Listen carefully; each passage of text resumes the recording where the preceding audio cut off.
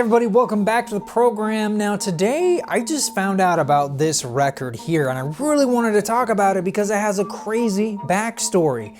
In the fall of 1969, Rolling Stone magazine published a review of this album that seemed to confirm the existence of a new rock supergroup consisting of Bob Dylan, Mick Jagger, John Lennon, Paul McCartney, and George Harrison.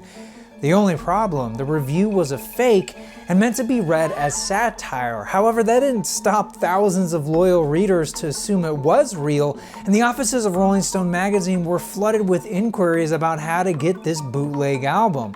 But if the review was a fake, where does this come from? Who plays on the album, and how did it come to be? On today's episode of Strange and Unusual Tales, we will unravel the mystery of the Masked Marauders.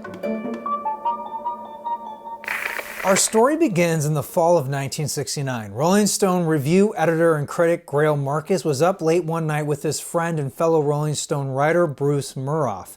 Greil expressed his annoyance with the growing trend of rock supergroups such as Blind Faith and Crosby, Stills and Nash. He felt that these bands were simply cash-ins that duped the general record-buying public into thinking that somehow by putting these famous musicians together, greatness would naturally follow, which to him, it didn't. He summed it up by saying it was rounding up famous people to sell junk by name. He mused to his friend, what would an actual supergroup sound like if you took the biggest artists and put them in a recording studio together? This inspired him to write a satirical review for an album that didn't exist. In his review, he wrote that the record came out of a secret recording session held in the Hudson's Bay area of Canada. The main players involved were the aforementioned Dylan, Jagger, Lennon, McCartney, and Harrison, with an unnamed drummer and produced by Al Kooper. For contractual reasons, their names do not appear on the album itself, and they went by the pseudonym the Masked Marauders. In his review, Greil named several songs, with most of them being covers, including an 18-minute version of Season of the Witch, where Dylan does his best Donovan impression. Greil also mentions two original compositions, including a Jagger-sung tune, I Can't Get No Nookie, and a new song by Dylan called Cow Pie. Overall, his review of the Masked Marauders is over the top and exudes praises, especially with how he ends the review by saying, the album is life. He signed it under the name T.M. Christian, which was a reference to the book The Magic Christian, in which an eccentric billionaire has fun playing practical jokes on people. Side note, Ringo Starr just happened to be in the film adaptation that came out later that year. He felt this clue was obvious and that his review was filled with enough absurdity that no one would take it seriously. Rolling Stone co-founder Jan Wenner agreed. He enjoyed the fake review and thought they should do more of them in the future. The review ran in the October 18th issue, sitting among real reviews for Santana's Debut and CCR's Green River.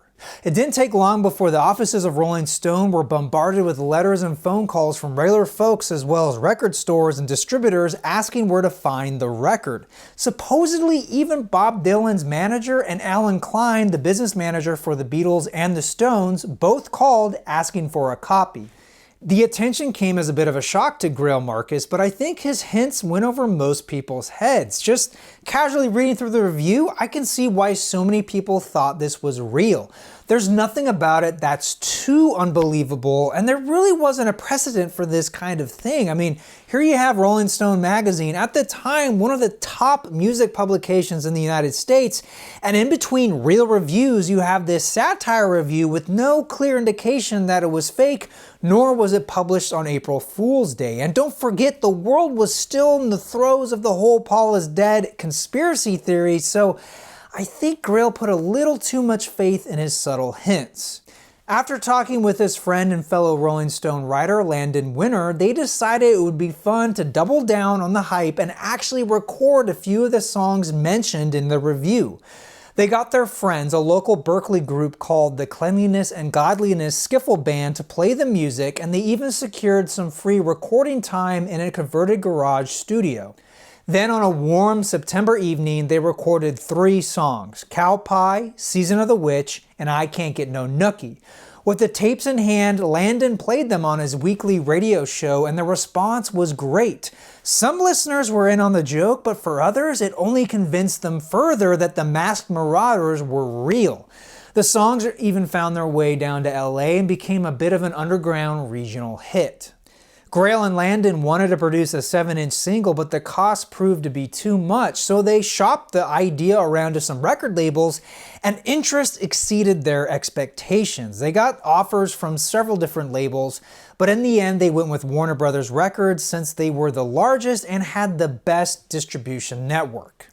But Warner Brothers didn't want just a single, they wanted the whole album, and so they gave them $15,000 to make it. Once again, Grail and Landon worked with the Skiffle Group to record the rest of the songs for the record.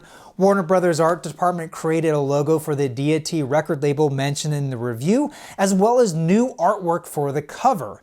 In the original mock-up of the album cover, they used a picture of Sharon Tate from a 1967 Playboy photo shoot. The spread was a promotion for her upcoming film, The Fearless Vampire Killers. Perhaps because it was in poor taste to use her image since she tragically died earlier in 1969, or that securing the rights to her likeness would be too costly, the physical album version features a photo recreation taken by Ed Thrasher. The back cover features new liner notes, this time written by Landon using the T.M. Christian pen name. Compared to how the review was written, the liner notes make the joke much more obvious to me. The whole piece is humorous and outlandish. He even makes a subtle nod to the Paul is dead conspiracy. And if that wasn't enough to clue you in on the joke, Warner Brothers also included an insert featuring a reprint of the original Rolling Stone review, this time using the updated cover art. On the flip side of the insert is a reprint of an On the Town article by Ralph J. Gleason, the co-founder of Rolling Stone magazine. In the article, he emphatically states that the Masked Marauders are a joke and the review was always meant to be taken as a joke. Kind of a funny side note, but the article is from October 8th and the Rolling Stone magazine review is from the 18th. You might think this was another conspiracy. However, if you have an original issue of the magazine like I do, this was actually printed on September 24th, so it was already on newsstands by the end of September, so that would explain the date difference. Anyway, moving on. The album was released sometime in November of 1969 under the Reprise label using the Deity name mentioned in the review, although in other regions such as Japan and Europe, it was released under Reprise.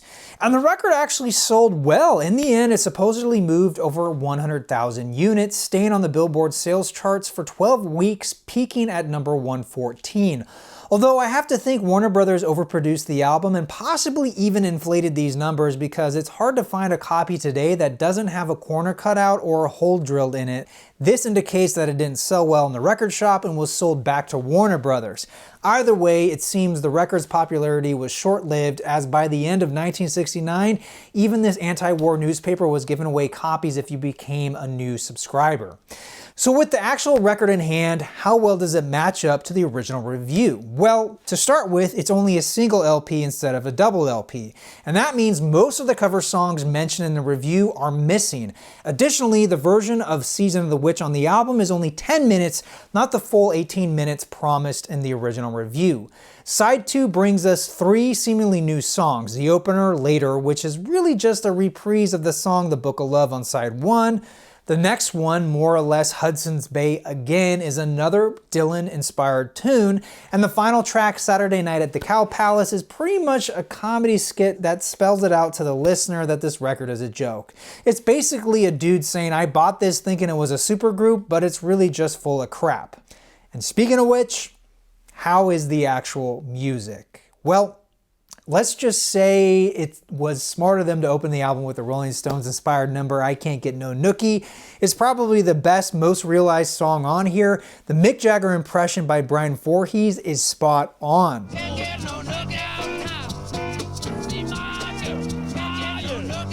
Now the next 2 songs are supposed to be Bob Dylan on lead vocals. In the first, The Duke of Earl, the impressionist starts off strong but then loses his way in the higher pitched notes. Overall, it's not a very interesting cover. And nothing can hurt you. Oh no, yes, and the next one, Cow Pie, is better, but then again the impressionist doesn't have to do much as the song is pretty much an instrumental. He literally sings the words cow pie once and then there's a bit of studio banter at the end.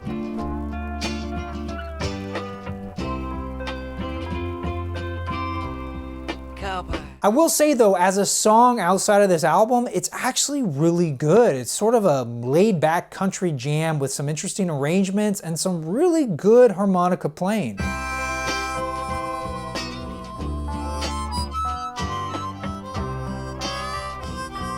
Track 4 is supposed to be John Lennon singing, and it might as well be Yogi Bear. It's that far off the mark. He goes.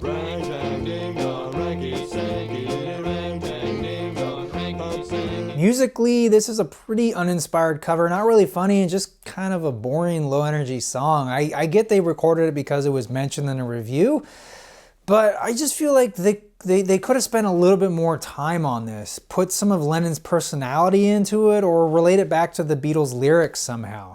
But even worse is the side 1 closer, The Book of Love.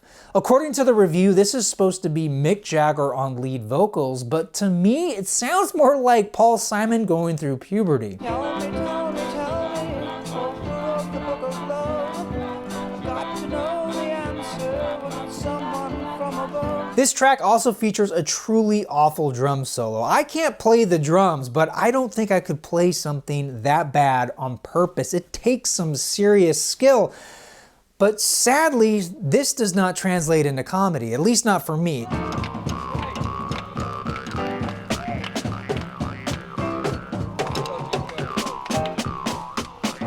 But to their credit, they did at least attempt a fake-out ending in reference to Helter Skelter. The only problem is that the fake-out ending happens as the first song on side 2, so you only really get it when you listen to this album digitally.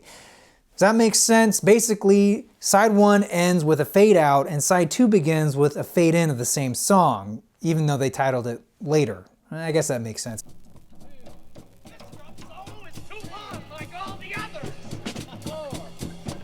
Track 2 is the third original song, more or less Hudson Bay again. This is another Dylan-inspired tune. It's sort of a cross between It's All Over Now, Baby Blue and Like a Rolling Stone. Musically, this is quite listenable with a similar vibe to the earlier Cow Pie. The only problem is that the lyrics aren't very funny. It just sort of is. I'm not sure what they were aiming for here, which makes it confusing. If it was recorded in the singer's normal voice and not trying to do a Bob Dylan impression, this would be a good song to listen to. And again, the Dylan impression gets the point across, but it's not uncanny, nor is it over the top. It's just mediocre.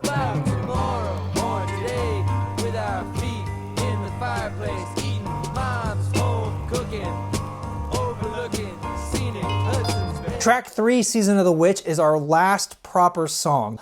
Overall, this is a bluesy, slow jam of a song with some decent guitar solos, and I appreciate the effort to at least attempt the Paul McCartney bass and piano jam mentioned in the review. It's not amazing, but it's there.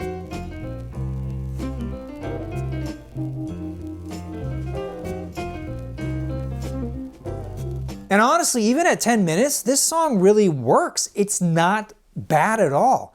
Like I already mentioned, the last track is really just a skit set to piano music. I get through with me any record. I'll have every damn one of them running out of the building, walking in barrels.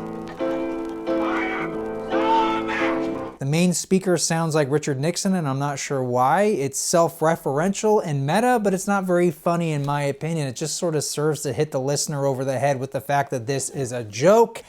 But that's really the shame of it. I feel like this album suffers from a lack of time. It just was really rushed out to capitalize on the demand for the record. Had they spent a little bit more time on the writing of the lyrics, or even the arrangement of the music, they could have had something really special. Instead, we have something kind of stuck in the middle. Some tracks are played well, but lack any strong comedic elements, while other tracks are trying to be funny without any direction. I think they could have taken this in two different directions. One could have been to make this over the top and ridiculous and funny, just like how they made the opening track, I Can't Get No Nookie. Just really nail the impressions and have fun with it. Just double down on the silliness throughout the record. The other direction they could have gone would have been to make this one heck of an album, like a really good album, great impressions, tighten up the music, give us some outstanding lyrics, make this album stand on its own. Instead, though, of either of those options, we have this album and it's sort of a half-baked idea rushed out to the public and then quickly forgotten. In the end, I can't say this had much of an impact on the musical landscape. It really didn't upset music buyers, and it's unknown if the real artist the album lampooned even knew about it or cared. Supposedly Al Kooper was asked about it but declined to comment. In a San Francisco newspaper, the Stones were also asked if they were in it, and their response was to look at each other and laugh. For me, it's hard to listen to the music because I hear what could have been had they spent more time on the writing, and with that, I can't really recommend you pick up this album.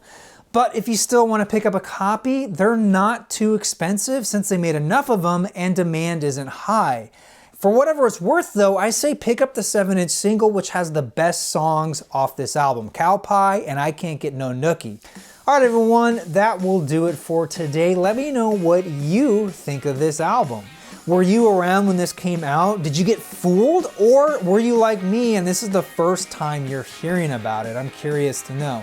Also let me know if you can think of another album that came from a joke like this one. The only other album I can think of is Meow the Jewels, but that one's a little different. Anyway, I'm sure there are others out there and you'll let me know. Until then, thank you all so much for watching. I'm your Vinyl Geek and I'll catch you on the flip side.